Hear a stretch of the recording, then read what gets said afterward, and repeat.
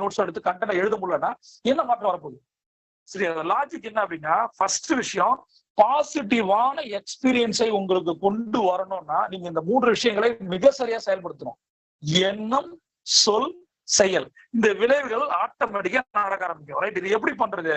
நான் எப்பயுமே சொல்லுவேன், கோல்டன் அவரை பொறுத்த வரைக்கும் உங்களோட மைண்ட் வந்து நான் சொல்ல பாருங்களேன், உலகத்தின் மிக மிக ஆற்றல் வாய்ந்த ஒரு விஷயம் என்னன்னா நம்ம மைண்டு. அந்த மைண்டை நம்ம எப்படி பயன்படுத்துறோம் அதை பொறுத்துதான் நம்மளோட வெற்றி இருக்கு. இப்ப ஒரு பாசிட்டிவ் மைண்ட் செட் வந்து எந்த அளவுக்கு நீங்க சொல்ற பாருங்க, 100% ராக் சாலிட் கான்பிடன்ஸ். நான் சொல்றேன், பாசிட்டிவ் என்ன விட யாராலும் பாசிட்டிவா இருக்க முடியாது. இந்த ஒரு முடிவை மட்டும் நீங்க எடுத்துட்டீங்க, என்ன நெகட்டிவ் வந்தாலும் சரி, என்ன சூழல்ல நெகட்டிவ் வந்தாலும் சரி, என்ன சுத்தி இருக்க நெகட்டிவ் பண்ணாலும் சரி, நான் நெகட்டிவ் ஆக மாட்டேன், நான் எப்பயுமே 100% பாசிட்டிவா இருப்பேன் அப்படின்ற ஒரு விஷயத்த நீங்க முடிவு பண்ணிட்டீங்கன்னா, அதான் சொல்றேன், நீங்க இப்ப நீங்க டிராபிக்ல வெஹிக்கிள் ஓட்டுறீங்க,